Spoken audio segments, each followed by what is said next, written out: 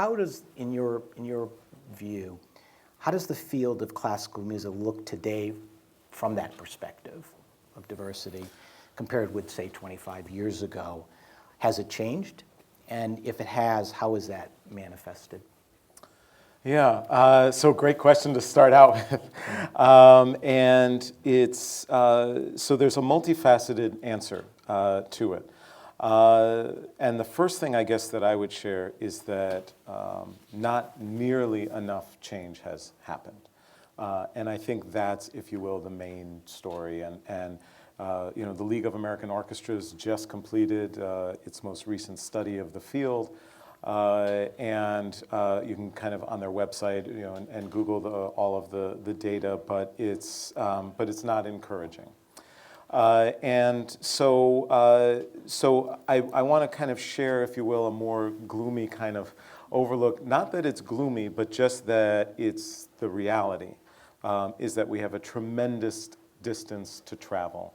You know, if say orchestras where we're looking at maybe 4% approximately of blacks and Latinos combined, audiences the same or less. We look at staffing, administrative positions in orchestras, which over the past 20 years have actually decreased in certain areas.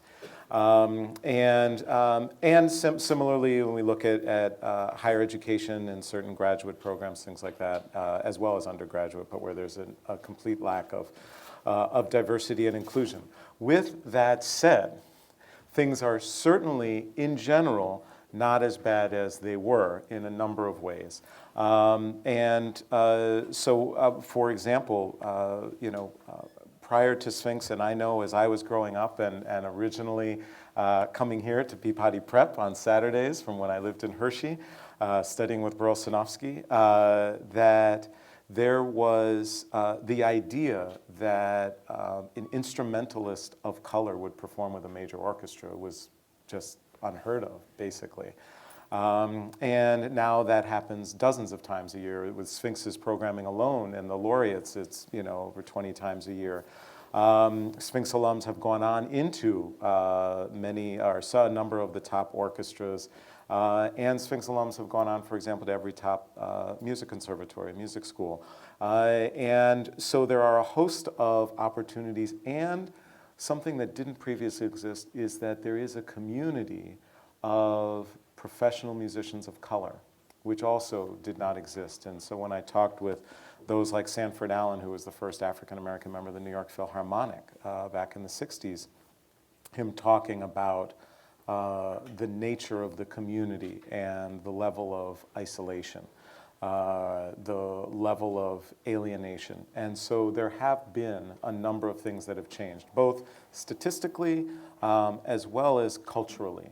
But in the end, there's just a great deal more work that needs to take place. So I was last fall at a conference that was convened by Mellon and by League of American Orchestras, and there were, you know, a number of both African American and Latino artists there, administrators.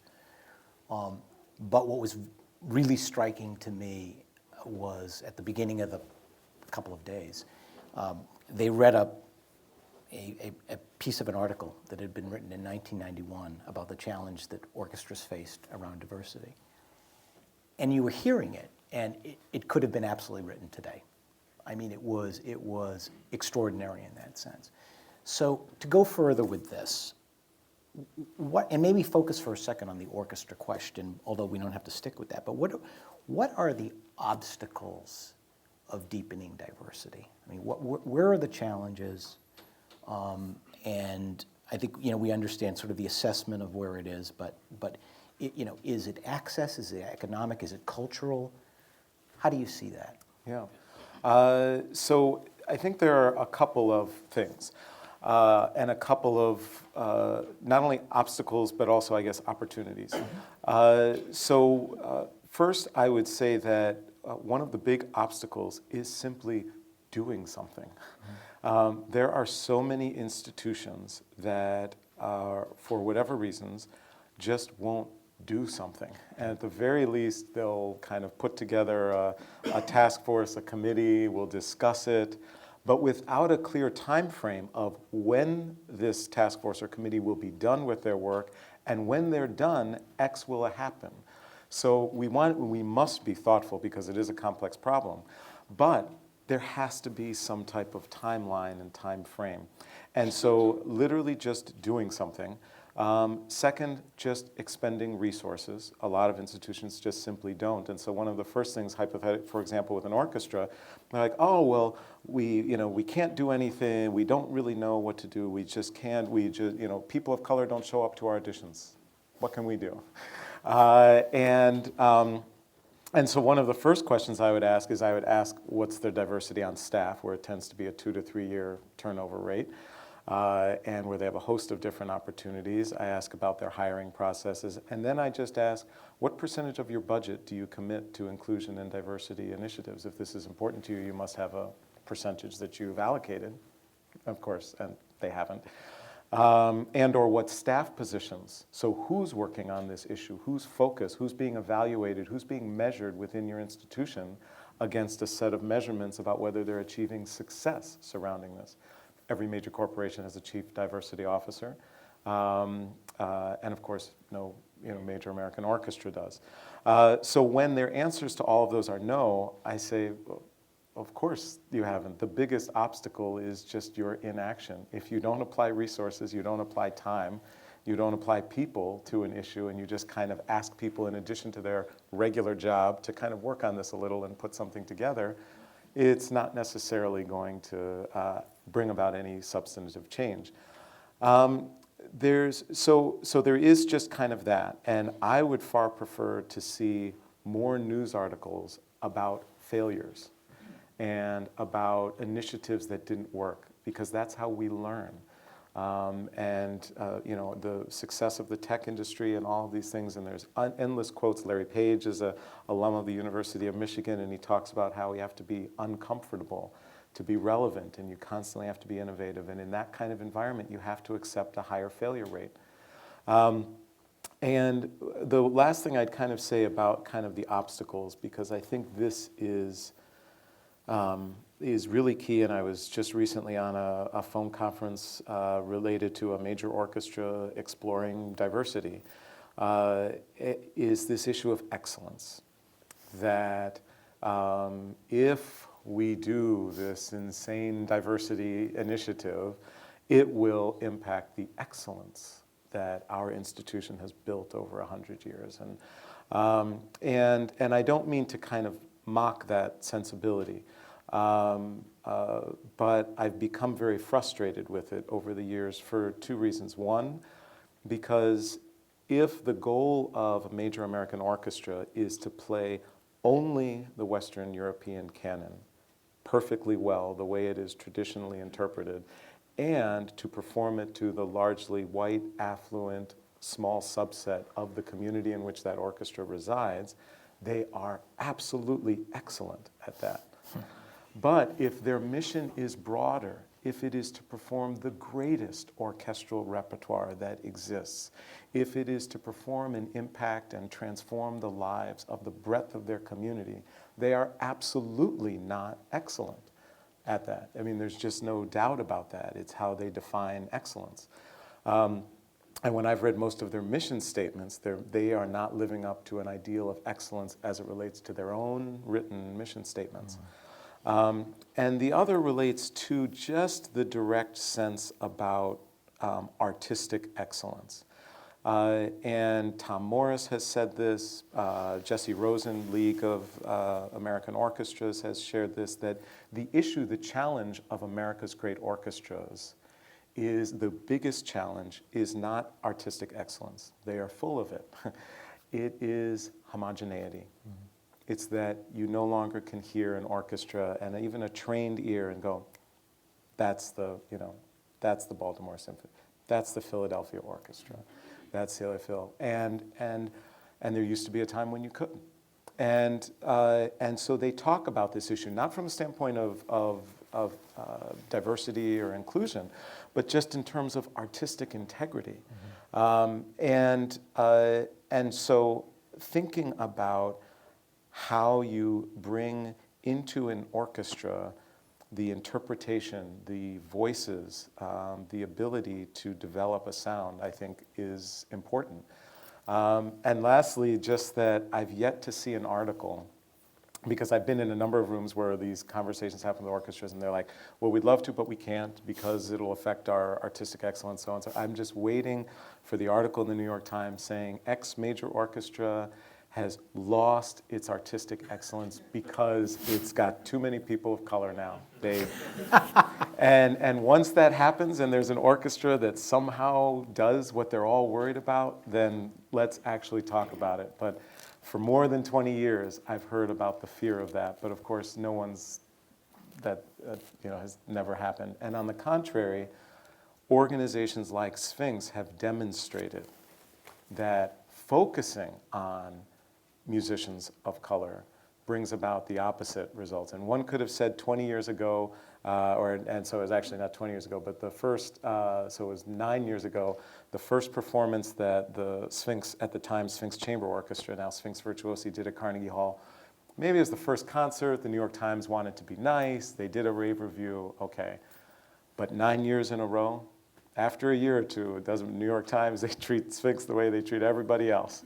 But there's a reason why. There is no doubt about the level of artistic excellence that exists. And so it's these functional aspects that relate to resources, rigorous planning and developing initiatives that can actually make a difference, and that deal with the statistical issue that exists in orchestral hiring for musicians, in that the odds of winning an orchestral position in a major orchestra is about 0.5%.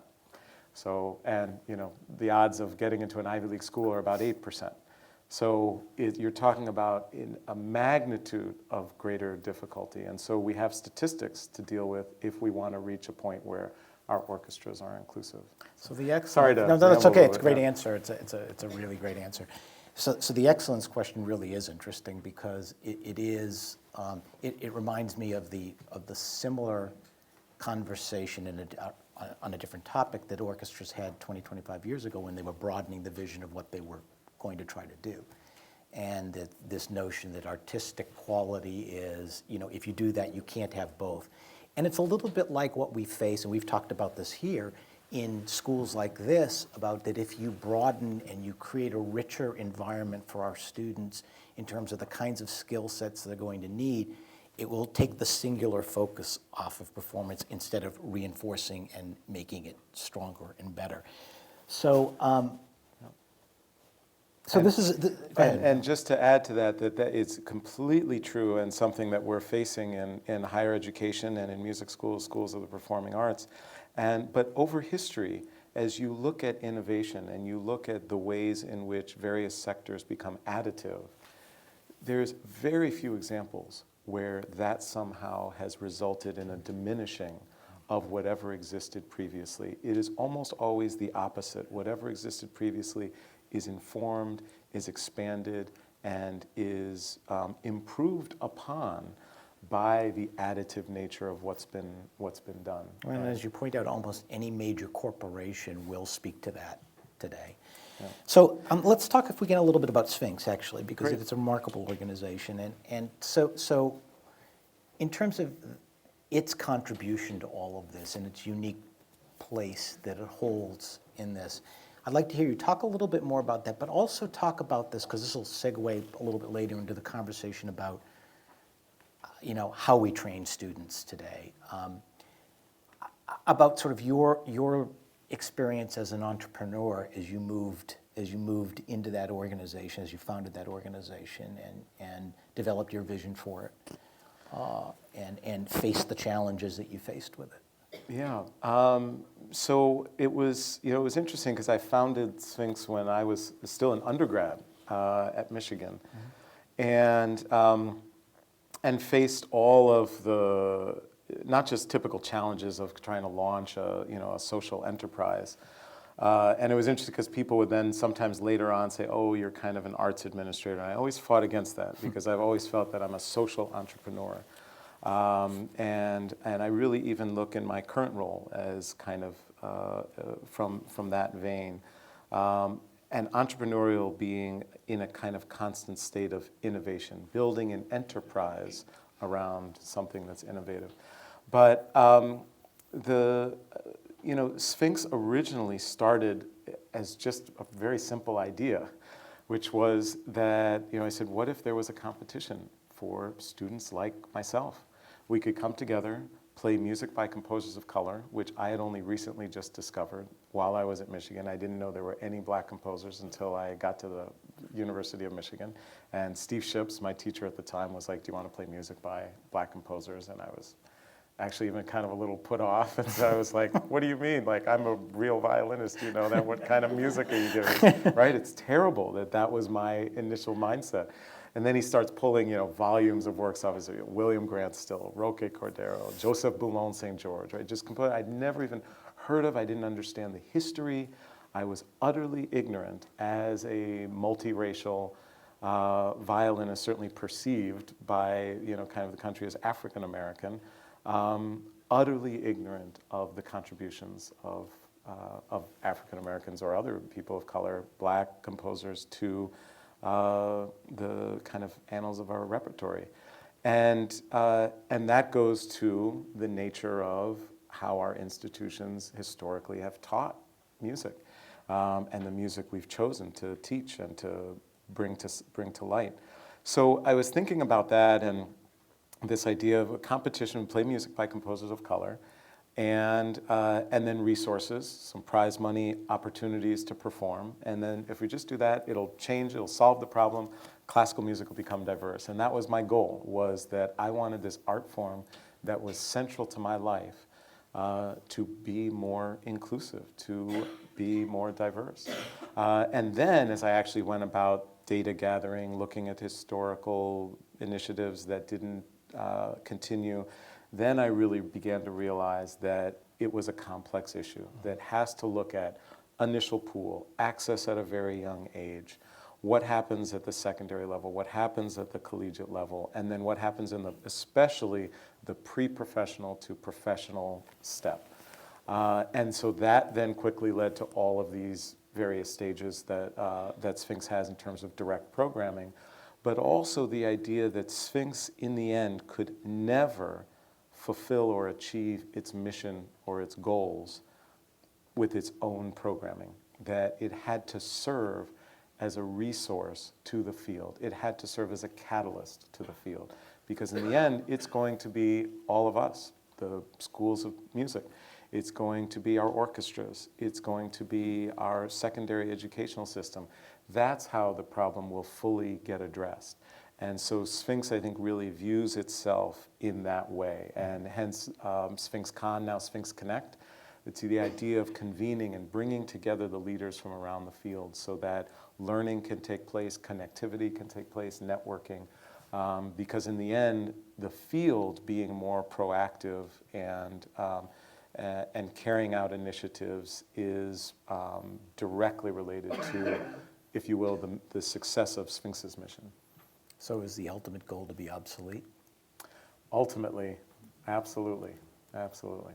So, and then my wife Afa, who's artistic director and president, can close down the organization and we could go relax. So let's maybe expand this to talk a little bit in a broader way about the field that we're in now, classical music, and so how is this in your, I saw this from the orchestra perspective. You've seen it from a slightly different perspective. How's the field evolved? What do you think is its direction? Are you optimistic? Well, maybe that's a good place to start. I tend to be an eternal optimist, and so I'm optimistic about our field. I'm optimistic about our country, despite the current challenges going on. So I tend to be optimistic, and I tend to try and think what role can I have, what action can I take to participate in that optimism. And so there's reasons for that. One, that for the very first time, the League of American Orchestras focused on issues of diversity and inclusion at the last major conference. There is certainly, I think, a sense in terms of a cultural shift happening, of an understanding of how important this is, for pragmatic reasons as well as, I think, artistic reasons. That number one, pragmatically, many institutions in our field, if they are not and or do not somehow become more inclusive, they will just run significant pragmatic risks of relevance, which is our big vision at Michigan now, and or just livelihood. But also that artistically, the arts thrive on new voices, on new interpretations, on a constant trajectory. Our field just simply doesn't stay exactly the same overall. And so as we think about that and we look at that, I think that there is a growing understanding about that did not always exist. Isn't that interesting that institutions that should by definition be creative are so lacking in creativity? Yes, very much so. And so what I think we can do is put systems in place, incentives in place, and also just make sure we carry on a dialogue that encourages that, and that gives space for that. One of the first things that I shared when I came on board last year at Michigan was I talked about this failure rate, and I talked about it from a personal experience. I said, when I had my conversations with the provost, who's my boss, before I came in, I said, there needs to be this innovation taking place, and as a result, I will have a higher failure rate than previous deans. And I just want to make sure you know that. I don't know what those failures will be. I can guarantee you that will be thoughtful, be rigorous. And so they'll certainly be qualified, and I'll be able to explain the failures. But that we simply cannot be creative. We can't be innovative unless we have some space we've created for ourselves to explore that is new. To look at the idea of bringing external voices into an institution and to be a catalyst for conversation and dialogue. What will happen with that? If we haven't done it before, who knows? It could be great, and or it could not be. And so anytime you do something new, there is a risk. And I think we have to develop environments and set examples where we're willing to take those risks, calculated, thoughtful, but increased level of risk nonetheless. What is it about music training or a music school that places itself at odds with, I'm trying to not ask the question in a negative way, but in a practical way, but places itself at odds with with what's going on out in the world? So I think several aspects. One, just human nature is resistant to change. We're all resistant to change. Something happens. It's just I think it's part of human nature. Second, the way in which we've built and developed our institutions, we have not necessarily built into our structures avenues that bring what's occurring in the professional world or outside the institution into the institution. And so that can, over time, create a very insular culture and nature that, combined with the reticence for change, can just literally, stop evolution in its tracks. And then we have, in some of our institutions, kind of built-in mechanisms that I think sometimes can further that. So whether in the orchestral field or in the academic field at some of our institutions, we have tenure. And I'm not speaking out against tenure. Let's be very clear about that. But as a tenured faculty member, but I speak out against it all the time.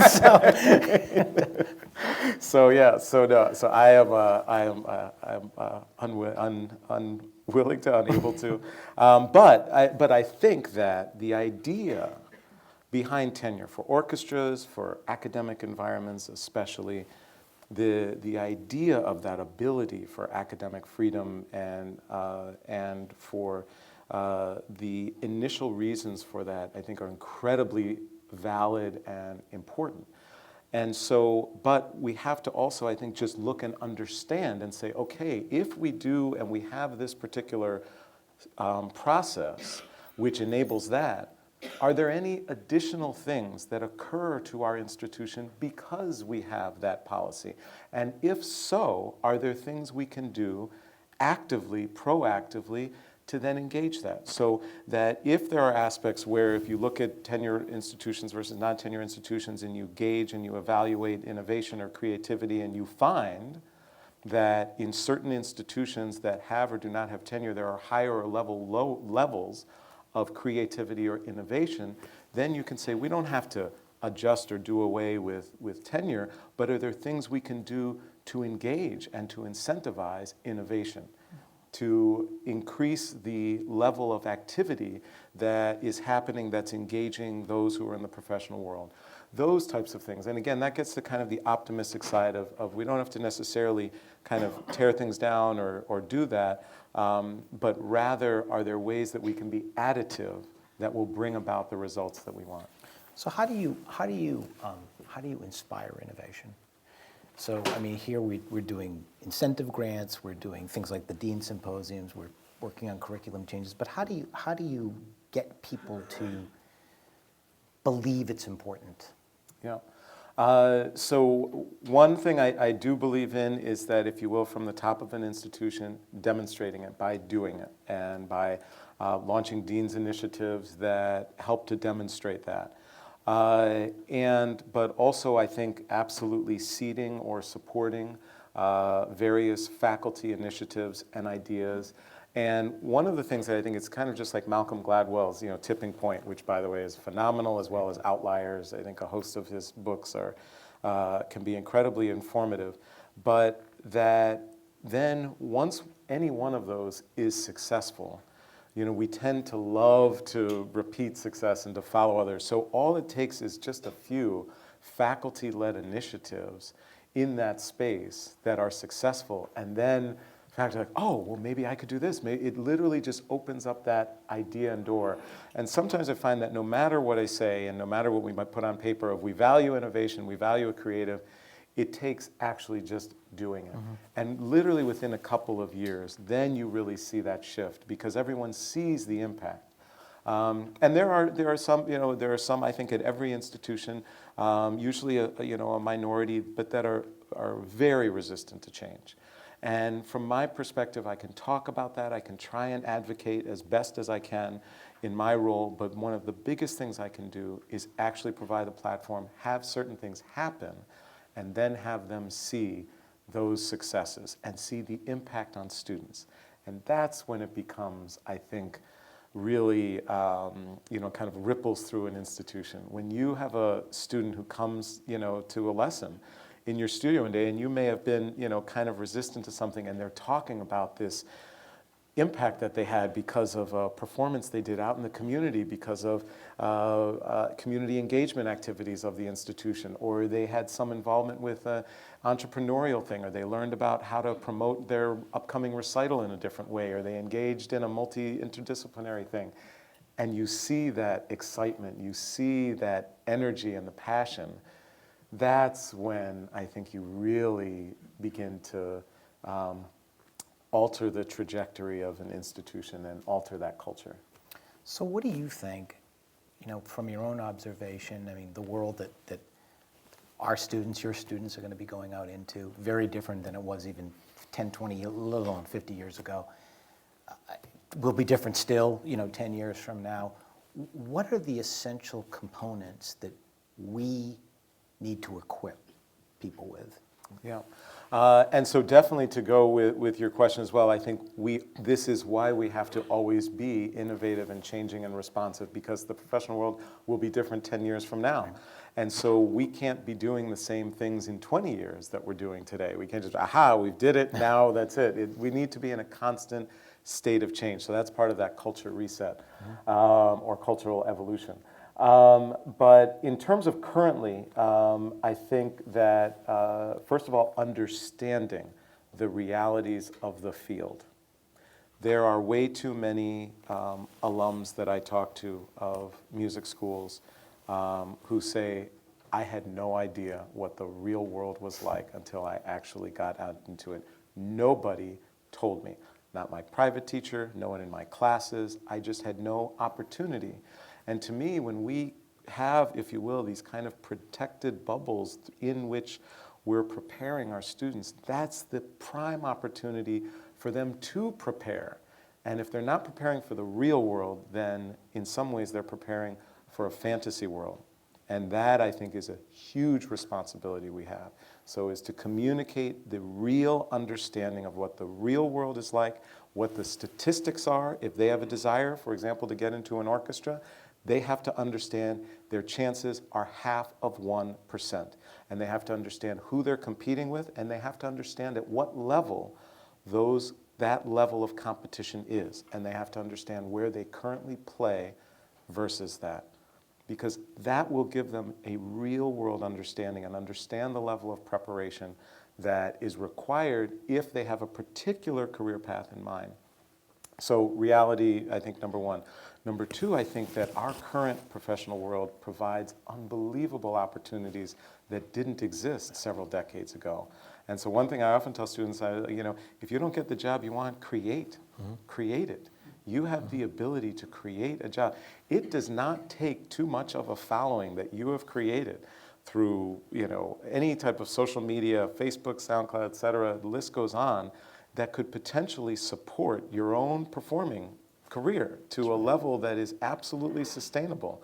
But if you don't understand how to do social media marketing, if you don't understand how to promote a particular concert or how to build your own private studio or to do any of these things, then you're not equipped to do that. You find yourself out in the real world and then you try and cobble it together. And I think we can do better in areas such as that. So that ability to do that, I think that entrepreneurial skill sets are huge. Whether you're going to be an entrepreneur in arts administration or not, if you're going to join an orchestra or certainly obviously have a individual solo career or a chamber music career, that you need to develop entrepreneurial skill sets. And for many, they are not natural, but we can teach them. It is a craft, just like playing instruments. And we can teach that, we can provide that level of preparation, we can connect students to role models, to mentors, we can help them develop a network in the profession before they go out. And then last I would say, and this is just a number of, but I think there are others as well, I think chamber music offers an incredible platform and opportunity to build a life in music. Many instrumentalists, it is one of, if not their top priority of what they would ideally love to have their main source of income coming from in the professional field. The vast majority of new ensembles of Chamber Music America over the past 5 years are non-traditional chamber ensembles.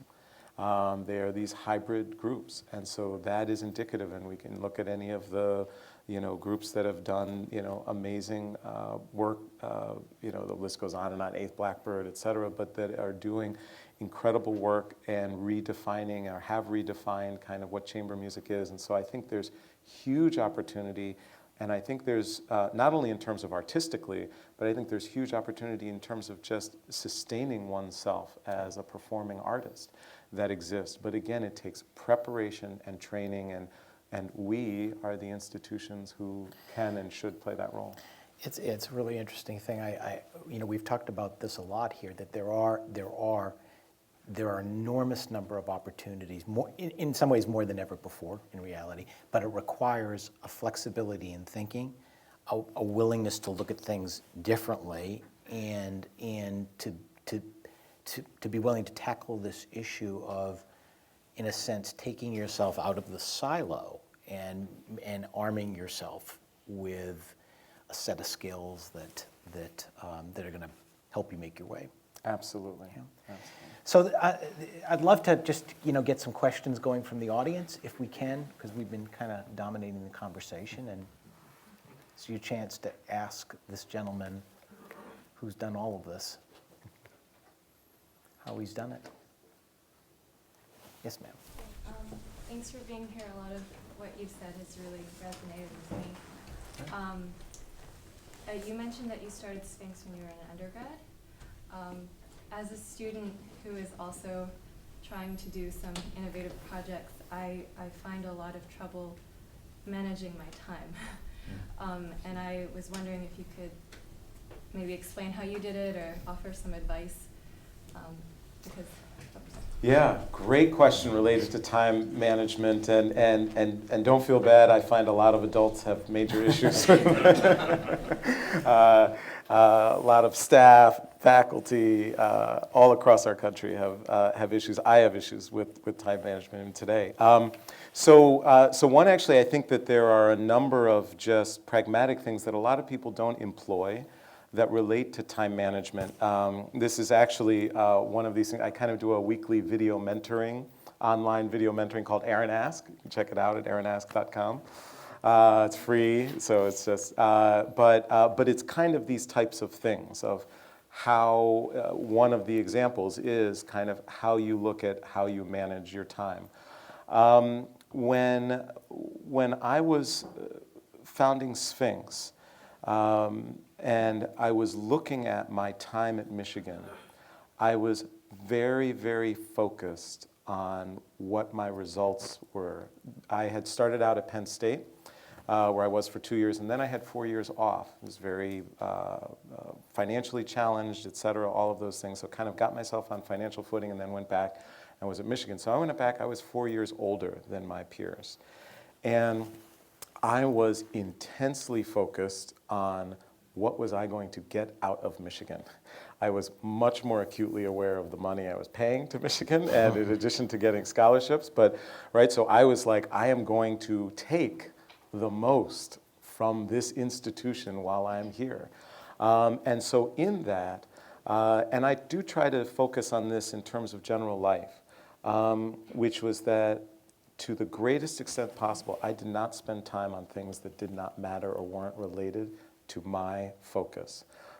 So for example, when I learned about these composers of color, I was like, wow. So I could have done additional recitals or those types of things, but I was like, but I also have these other interests that are taking up some time. So can I have my standard degree recitals be atypical repertoire that is not repertoire that historically was accepted to be able to be played in your degree recitals? So I took a very brief amount of time, but I proposed how I was going to perform works by composers of color that absolutely matched in terms of time period and difficulty level what would otherwise be the standard rep that would have been there. And so then I didn't need to do extra recitals for that. And instead, my interdisciplinary things that I wanted to do with electric violin or with dancers and choreographer, those could be my extras. So I created space because I stayed focused on exactly what I wanted to do. Any recital I gave had a very specific goal or focus. To be frank, I did, I was up till, 2 in the morning, kind of working on Sphinx too, for sure. So I definitely worked hard. But I very much focused my efforts on what I knew I wanted to do. And I think the additional thing that I would share is that in going into the second year of Sphinx, so I got I founded Sphinx when I was undergrad, and then the first Sphinx competition happened before I got my master's.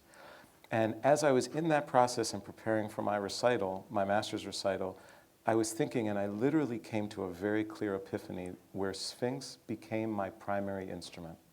So in other words, I very intentionally, and it wasn't easy at first, it was like, wait a minute, I've invested all this time, I'm a violinist, like what is, am I an arts administrator, right? That whole, right, no, I'm a player. And I literally came to this sense that this was where I could have my primary impact. So it wasn't like I was just gonna stop playing, but that this became my priority. And I began to look at Sphinx as an instrument. I looked at the organization in a creative way, the same way I looked at the way that I would play a piece. And so it did become, and that was kind of this huge enlightenment for me, and kind of released a burden that I had, a conflict of what should I focus more on, and continue to, and have for the past 20 years, done multidisciplinary work, performing work, but Sphinx, until I came to the University of Michigan, Sphinx was my priority. And that helped in terms of my time management as well. But then there's definitely things, email management, task management, all of those things I would absolutely use. Some of those things are in Aranas, but I would absolutely use technology to help address your day, those types of things. So, every evening I plan out my next day. At the end of every Sunday evening, I plan out my week. I do things like that so that I'm never overburdened in any one given day. It's a really important question because I think one of the things musicians struggle with is this notion of, in practice, in preparing, that it's a black hole in a sense, right? You can never, right? You never fill it. And so how do you convince someone or convince yourself that I can make time for these other things that are going to be beneficial and important to me? Yeah, it's so it is prioritization is definitely a huge factor for me, and also that whether it's preparing for a recital or preparing for a speech or even preparing an initiative to launch, it's actually very similar. It's never ready. You're never satisfied, and at the end, I could have done this, could have done that. So one of the things that I do is I do set up time frames. And I say, I'm going to do this after this period of time, no matter what. And things are never perfect. I mean, I don't think I can think of anything that I've done in my life that was perfect, right? I mean, it always could have been better. And so at some point you have to say, here's how much time I'm going to invest in it. Yeah.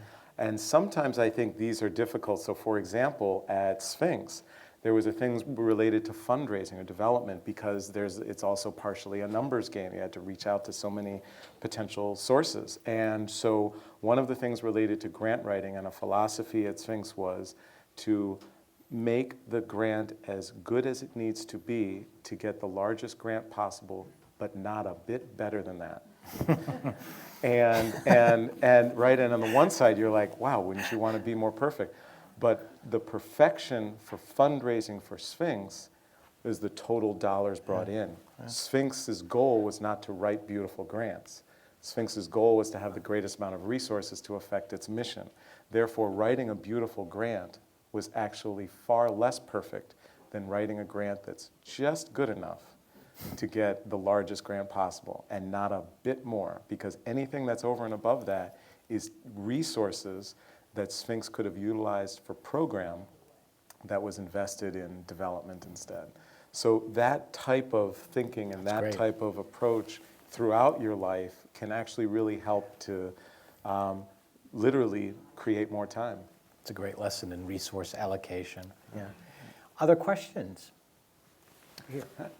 I take these issues very emotionally because I'm a Russian musician, but I've been working for 6 years at the First Emmanuel Baptist Church here on Park Avenue at the end. And in my teaching career, I noticed that we don't have enough African American students. We don't have enough of them here.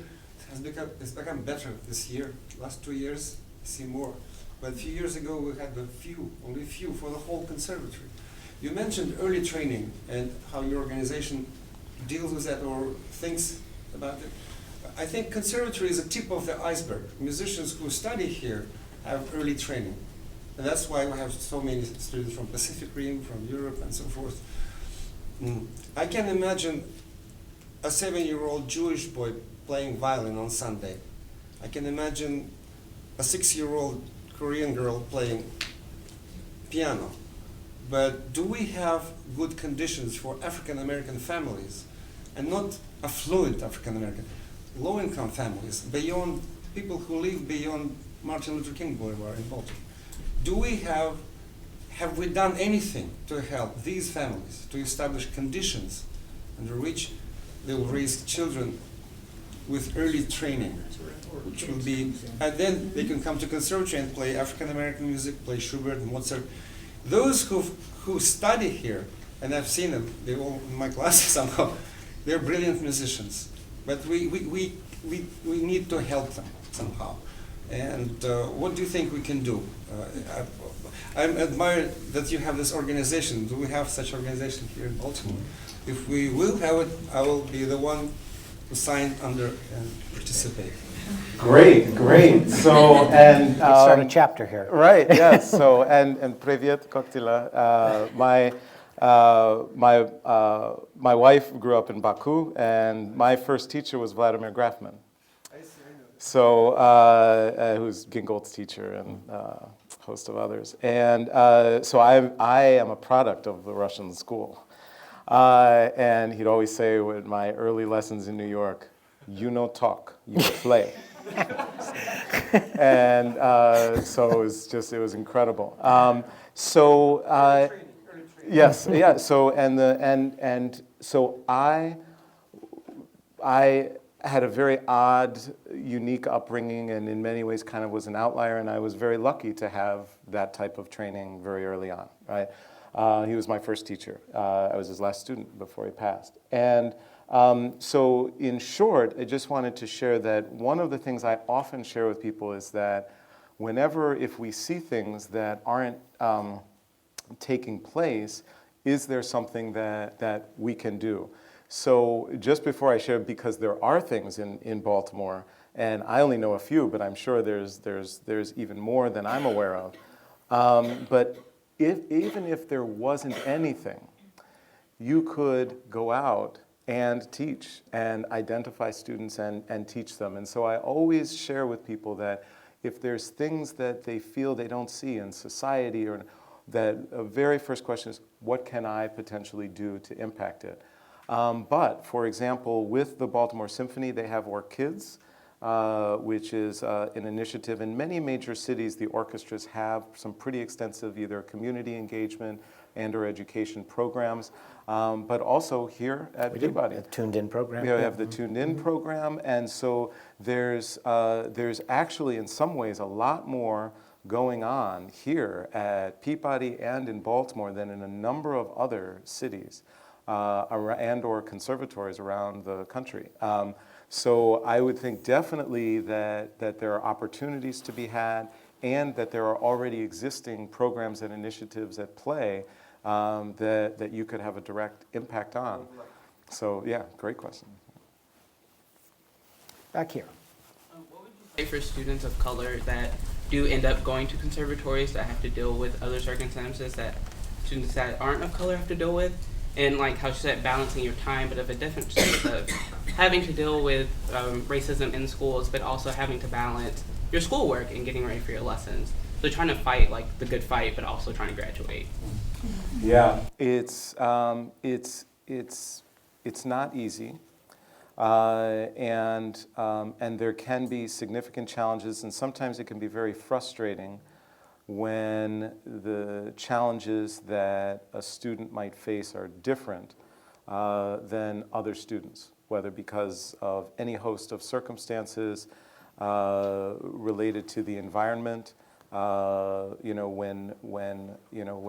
you're part of a small student contingent versus the vast majority of students, a lot of students who are part of the vast majority just might not necessarily think about that there might be a sense of exclusion or of isolation, and then pragmatic things that might relate to resources and so on and so forth that are very real, that we all live. I had to leave Penn State for financial reasons. I had no parental support. So I've been with what you're referring to. One, that many institutions have a number of resources available to discuss those issues and also to report on issues that might relate to racism or these types of things. So that there's also a supportive aspect and environment as well, and I'll talk a little more about that in a second at Michigan. But one of the things that I did when I went back to Michigan is that as much as possible, I tried to focus on what I could do to get to that outcome that I wanted for myself, which was this preparation so that my life, during those 4 years, after I kind of began to get on financial footing, I ended up working, hired into the mailroom of a company. I kind of worked my way up to middle management. And once I was there and kind of on financial footing, I looked around and everyone I interacted with lived for the weekend. They hated their jobs. It was just where they worked for money. And I was like, my God, I just need to get back to my music. I need to wake up every day and do what I love, right? And so that was in my head, was that fear. I don't want to end up living a life where I do something I don't want to do. Because I just have to make money. And so I was like, how can I build my skill sets, do whatever it is to prepare myself so that I will be of value in a certain way when I graduate, where someone will pay me money to do what I love enough so that I can keep a roof over my head. And that, whenever I was faced with some racial things and other challenges, that was foremost in my mind.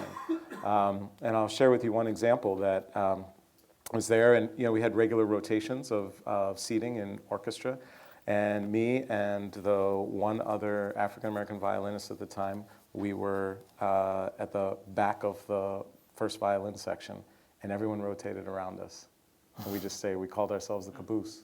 We're like, we're the caboose, And we joked about it a little, but we were really bothered. And so we went and we spoke with Associate Dean at the time, who was also Associate Dean for Affirmative Action. And we shared, and he said, we could kind of go one of two routes here. We can do kind of a formal process, report, and so on and so forth, because this is clearly ridiculous, because there were several cycles of change, and we were the only ones to not move. It just made no sense.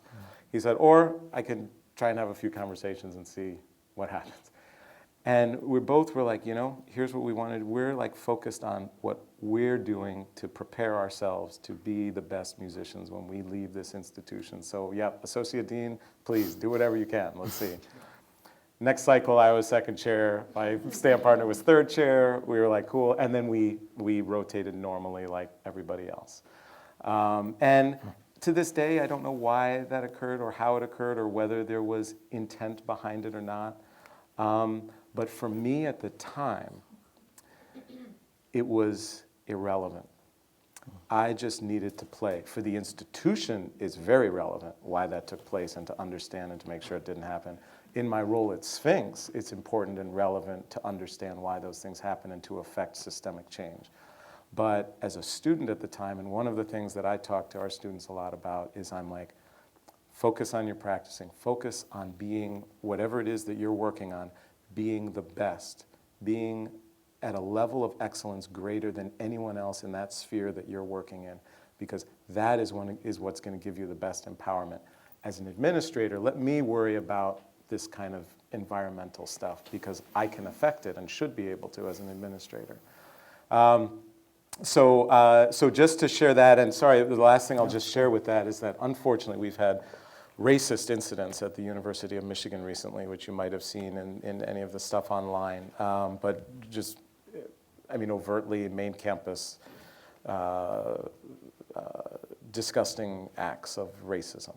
And so we've had to deal with them as a university and as a school. So the university had a convening of students to talk about these issues and how we're addressing them, and at the School of Music, Theater, and Dance I did. And I basically assembled a town hall for students and was talking to them. And we have students who feel unsafe, who feel insecure because of these vile acts that have occurred. And I shared with them the same thing, that we are absolutely going to provide this safe environment. We are doing these things on an administrative level. But then I talked to them about why we're here, and about the particular art making that they're doing and or scholarly work that they're doing, and how that is the best ingredient that is going to change not only our environment, but ultimately our society. It's why I think that the performing arts are so important and needed more than ever now in our country. What we do, this way of creating an architecture of expression that goes between people regardless of race, religion, creed, color, income level, whatever, it all fades away when you're in the midst of an incredible artistic experience. And that's what we weave, that's what we do. And I think we can do that even better. And I think the stories that we weave in the performing arts are incomplete, which is why, one of the reasons why it's so important that we need to have more diverse student bodies, because we need to be weaving more of the stories that reflect all of our community, all of our nation, and we're not. And that's part of it, and that's why those things are so important. But I very much understand some of the challenges that you're referencing, and I hope that helps to give a little feedback. Thank you. Yes, here. Thank you for your work and for all the knowledge that you're imparting on us today. I work for a K-12 system, and I love the comment about just getting to students sooner, and I think as a public school system we're making great strides to do that. And I've heard all the things that you're speaking about how to entice students. So I just wonder what your thoughts are about the perception that students have at a younger age about classical music versus the commercial market, but also about the need to be engineers and doctors and things like that, because that's where the money is. And they're not seeing classical music as something that is enticing for them to get out of their situation particularly. So are there any things that you can give us in terms of changing the perception for parents and for students that will allow them to see this as a viable option for them? Yeah. Great question. So one, I definitely, I talked to them about popular artists who came up through class, Lady Gaga, and she credits all of her popular music success to her classical training.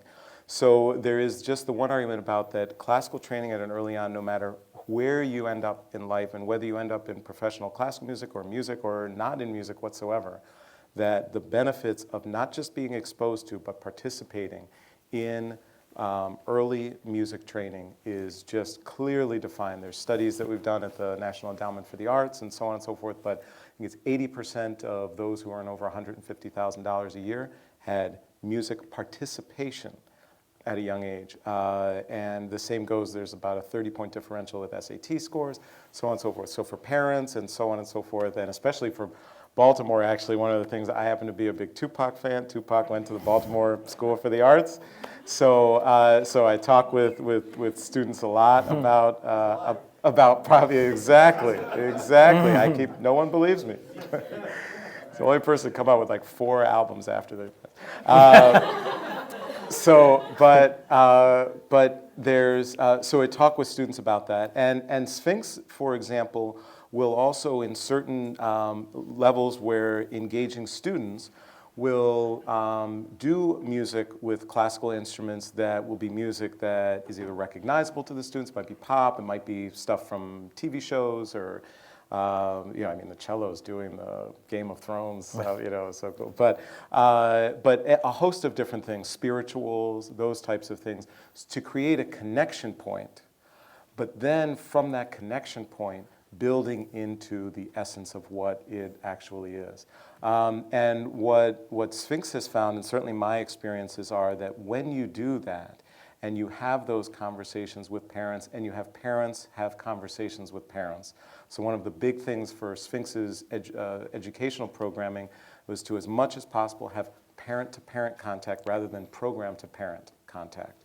But for example, Sphinx is in every elementary school in Flint. And I'm sure you've heard about, what's going on. Before it was big news, Sphinx was, doing bottled water in class because we all knew what was going on. But there is this excitement, there is this desire. I mean, Sphinx cannot meet the need in the schools that it's in terms of providing this type of instruction. And this is starting elementary school students on violin specifically. and parents come out for the recitals. Every student must perform every semester. And so they come out and the community comes out and the phones are out, and there is this sense of pride and excitement about what they're accomplishing on the instruments. So I think it's sharing the stats, sharing the data, and then also kind of creating that climate and culture of excitement around it. And then you see this pride just blossom that's unstoppable. So are we guilty of propagating collectively, in an unhelpful way the delineation between classical music and music? I think that's definitely possible. I know that there are some who are like, oh, we shouldn't dumb down music when we do certain things, and to me there isn't any I don't think as a classically trained for my whole life violinist, I don't think Tupac is dumbed down. I don't think Lady Gaga is dumbed down. I think they're just different forms of music. And so when we're dealing with education, I love Jeffrey at Harlem Children's Zone. And he said, I'm not ashamed of bribing students if they're going to learn. And so to me, it's kind of a similar thing of what is the outcome that you want? If we know factually, I always have this Sherlock Holmes, he always would say to Dr. Watson, you have to take all the facts into account, Dr. Watson. Whatever you're left with, no matter how improbable, is the truth. And so if we know factually that classical music instruction transforms children's lives, if we know that as a fact, which we do, then if we look at it, we say, how can we provide that impact for them? So if by doing that, we know if we come in and we're just going to play, I won't pull out any composers, but a composer that might not be as accessible as initially playing music that is of recognition to a student's ear, that's not dumbing down the music. It's creating a connection point. It's just a very basic educational tactic to communicate with a student. And then where you take them, that is the rigor. That is so that by the end of a semester, have you taught them hand position, bow position, right? That's in the end what matters. The fact that you started out with spirituals or with cartoon music or television music, whatever it might be, those are all, in the end, what matters is whether the student has benefited from and actually received a music education or not. So I guess in that way, yes, I think that sometimes we can be, if we want to just kind of leap in and say, I'm just going to teach this the way that I was taught it because that's how I learned it, so therefore these students must learn it the way I learned it. To me, that creates huge challenges across whether it's music education or any method of education, and it especially goes to issues of inclusion because many people learn differently. Right? We know this now, and we understand that there are different methods of teaching that different people respond to better. And the more that we can do it in such a way, the outcome is what matters. It's the only thing that matters. Over here, and then over there. So I've been noticing we've been addressing everything from performer view or arts educator or teacher. I was wondering if we could talk about kind of from the composer's perspective, because from this side I see my field is very exclusionary. It's almost entirely dominated by one type of person, and I was wondering if you think of any ways we could be working to change this. I know right now we have a lot of calls or competitions for specifically underrepresented groups, but I think this is just a start. I think if there's any ways we could further diversify kind of in the composition field. Yeah, great question, and you're completely right. And so one, I think it's the fact that if we can actually bring light to more of the existing and historical works, that will also just to help create an understanding and awareness that there is in fact a history that goes back to contemporaries of Mozart and and beyond of that there have been contributions by composers of color throughout history that may not have been given the same light. And that can play a part in just helping to build awareness and to help for young potential and prospective composers of color understand that there are role models, that there are those who came before them, in whose footsteps they're following. And then also, I think it's that at an early age as well, and especially at the undergraduate level in music schools, to begin to have various initiatives and programs that will encourage composers of color and female composers to engage in that process. And to have those composition faculty and others to help further that and to seek that out. And then also, whether it's institutions or independent nonprofit organizations, to have various initiatives that will provide commissions and orchestras. Another role that orchestras can play that can be very powerful in this. And so there are some female composition initiatives and various other things.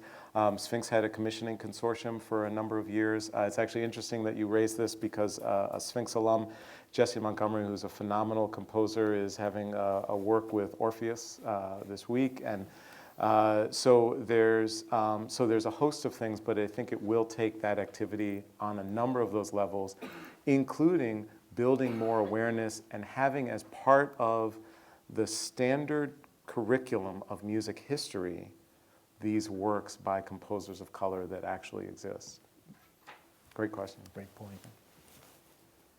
I just want to have a sort of a counterpoint question, because we've talked about early development, students, or pre-college composer, but I'm thinking actually, because I'm a conductor, what's the importance of higher-ups, actually, people that actually make decisions in institutions, in orchestras, conductors, and how we can actually be the best of ourselves, prepare for that specific position so that we can actually do our best from that particular niche. Yeah, absolutely, great question. And of course, with Myron here, you have one of the leaders in the field in so many ways. And so people in positions of, if you will, authority or power in an orchestra, is the music director, can absolutely change this. And again, I actually come back to what I mentioned earlier about actually doing it. So a music director, can come to the artistic administrator and others in the orchestra and say, I would like, to play these, X works, perform X works by these composers of color this year. If the, 25 music directors of our major orchestras did that tomorrow, we would utterly transform the repertoire performed. To give you an idea, even after 20 years now of Sphinx's work, less than 1% of all of the works performed by American orchestras are by any composer of color whatsoever. Less than 1%. If our maestros just said, we're just going to do this, that's what we're going to perform next season, no one's going to tell them no. Not even the CEO of an orchestra. I think they'll talk about and say, oh, and this is interesting, but that is the artistic domain of the conductor. And maybe you did, I don't know. I did. I actually did. Yeah. So maybe not fully, but my sense is, at least with the CEOs of orchestras that I've come to know, if their music directors came to them and said, I want to perform these works by composers of color, most are gonna, they're gonna be like, So there are some times where maestros want to perform some works that are just really tough organizationally, that may not make sense. But so there is a huge empowerment there, and even if the orchestra, so of course I would encourage those who are on that trajectory to be able to learn and know that these works exist. But the reality is we're still building up our field in terms of our performing arts schools and our music schools, where most are not taught, so they graduate and don't know that these works exist. But then you can absolutely call that information into the organization. You could say, artistic administrator, do this research. Bring together a list of 50 possible works that we could do by composers of color. Go to Sphinx. Sphinx apparently knows it. Go to Sphinx. Ask Sphinx for 50 works that we can play this next year. Sphinx will provide it, by the way. So the information is absolutely out there. And I would, this was now 4 years ago, 3-4 years ago. I shared this actually from the stage of Carnegie Hall.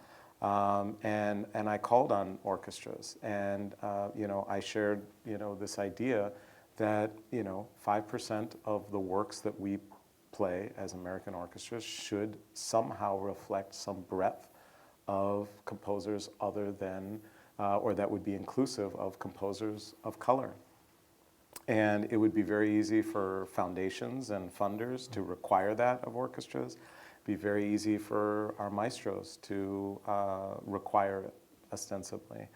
So again, it's just that it's absolutely just not happening. And so I think part of our role is to help prepare, educate, and inspire you so that when you're in those leadership roles, you can actually make those decisions that aren't happening today. Other questions? I just can add something. To that should be added musicological support. Don't never underestimate musicologists. We create informational field around. So in order to promote that, we probably have to do something on the outside, theoretical musicological work too, verbal. Absolutely. Because one thing is to put something on the program, another thing is to spread the information, because that's how others work, isn't it? Definitely. I mean, the other challenge with all of this is it's the same challenge that you face with new music in a lot of ways, that you've got to convince your marketing areas that there's enormous pressure to sell concerts, and audiences buy what they know. Yeah. And so this is where artistic institutions, again, have to step out and step ahead. Yeah. And say, we're going to devote, this is part of what our work needs to be. Absolutely. Yeah. And again, this goes to the thing I mentioned earlier before, but I've yet to see the news story of, X major orchestra plays too much music by composers of color, ticket sales plummet. It's just not, so it's, again, these kinds of fears, like a lot of orchestras, and it's just because they're just not doing it. And there's a part of it's the inertia when we're big institutions, and part of it's fear, understandable fear, but fears, and a big part of it though is just the lack of knowledge, because we haven't had a history of teaching and exposing our students to the full breadth of works that exist, and or encouraging new works to be created by a diverse, inclusive group of artists. Great. Other questions or comments? Over here. I wanted to go back earlier to what you were talking about, getting everyone in an institution on board about curriculum change. And I wonder if you could get more specific. I don't want to put you on the spot, but if there's a particular project that maybe you could follow the cycle of its life, from the suggestion of a change in the curriculum and initial resistance, and a project that you said that everyone got really excited about, and then that turned the conversation around and it became a more palatable kind of idea. Yeah, so act like curriculum at a music school? Yes. So I'm just in my second year at Michigan. So I have not affected specific curricular changes, and it's interesting at Michigan and the way in which our tenured faculty look at the curriculum within each given area. And so in that particular instance, what I have been working on doing, specifically, say, for example, for inclusion, is having us understand, which we really didn't do historically as an institution, what have we done? So for example, we have theater or dance or opera or orchestra. What is our 5 or 10 year history in terms of works by and or shows by inclusive breadth? What are the Black, Latino, and other works that we have done? What is the history there? And if hypothetically, say for a particular area, we have done no repertoire for the past 5 years by, say, a composer of color, then that would raise the question of, is that what we want? Now that we know what we're doing, do we feel that is the preparation we want for our students? Do we feel that's the breadth of repertoire experience? Do we believe that's what will help make them relevant when they go into the professional field, et cetera? And from those questions then come, well, do we want it to be more inclusive? And if so, then how can we go about that? And we actually now have a chief inclusion officer at the school, so that if there is, say it's hypothetically this orchestral rep, they're like, well, we don't actually know what these works are. They actually have a support system at the school to actually help identify what those works might be, so that they can then make curatorial selections about what might be possible. So I have not, for example, specifically changed how we might have particular curriculum in musicology, that type of thing, but we're asking these questions now, and within a few years, I'm convinced that we will have experienced a evolution of our curriculum in those ways.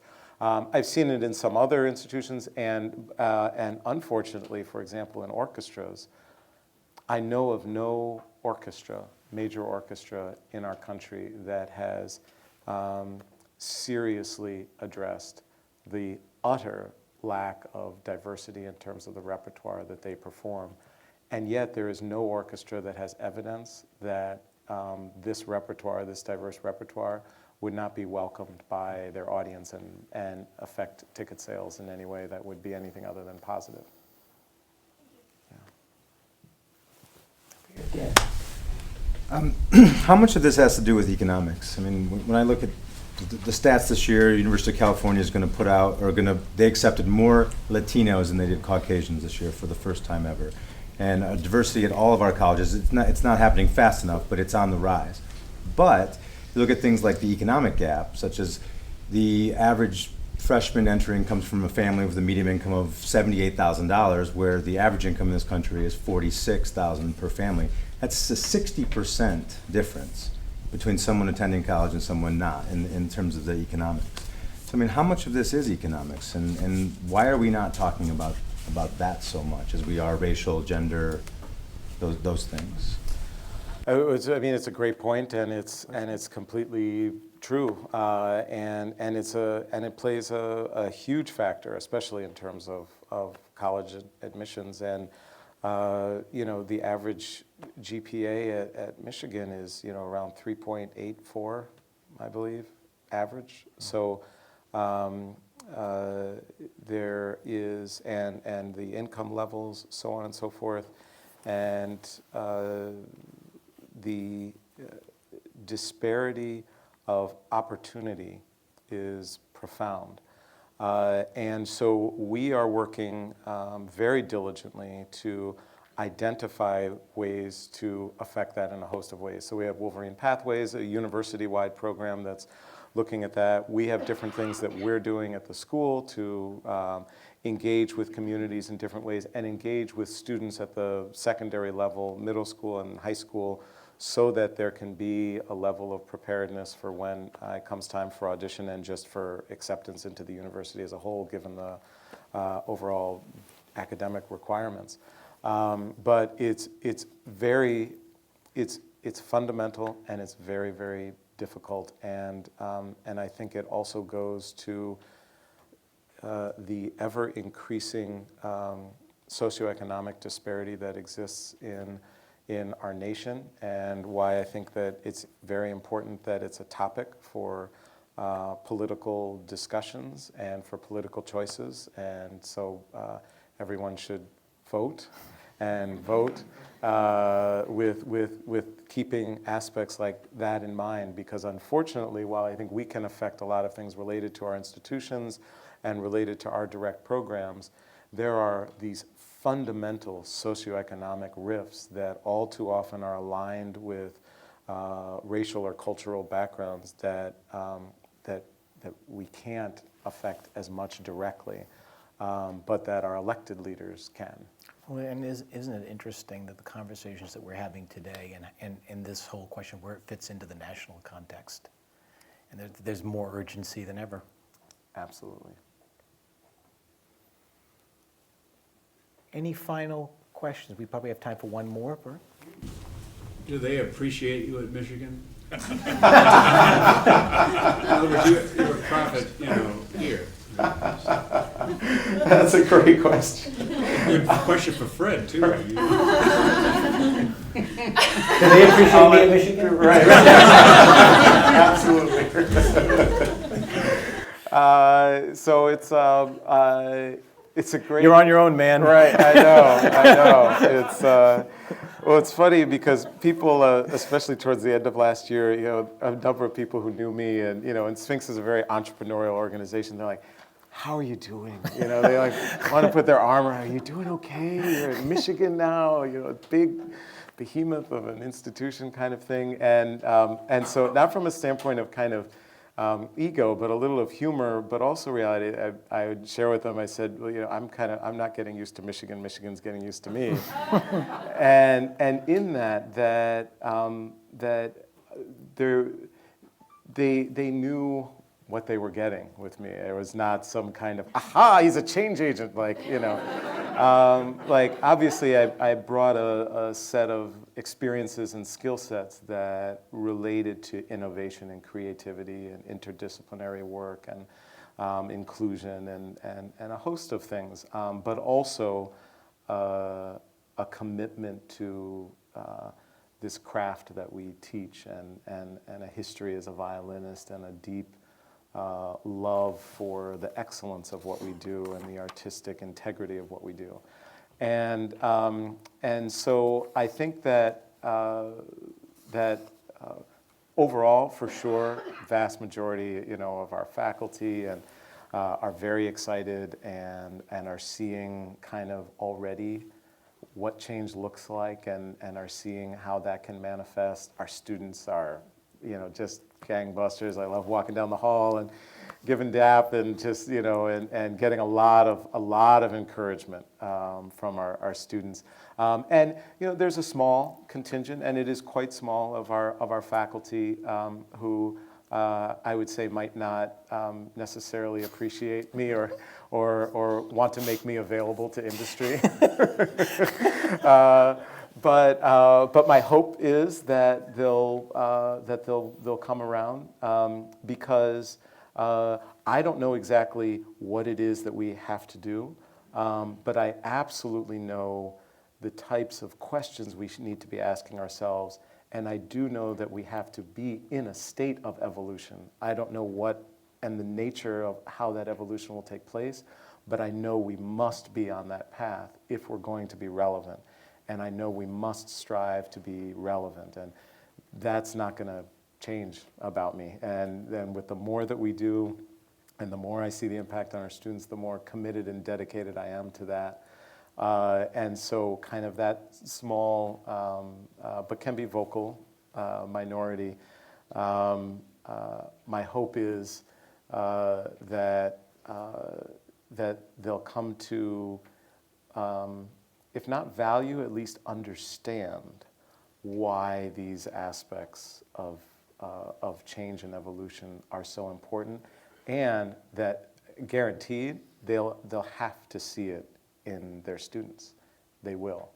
And so they may choose ultimately to still ignore it, but it'll be there. And I see it in our students, and I take it as a deep responsibility of ours. With the financial burden that many of our students leave us with, it is our responsibility to provide them with this preparation and education to be successful in what we've trained them and prepared them to do. It's stake in the ground time. Yeah. Yeah. Which is a good place to I think, conclude. Great. Aaron, thank you so much for Thank being you. here and doing Thank this. you. It's awesome. It's really great. Thanks so much. Good job.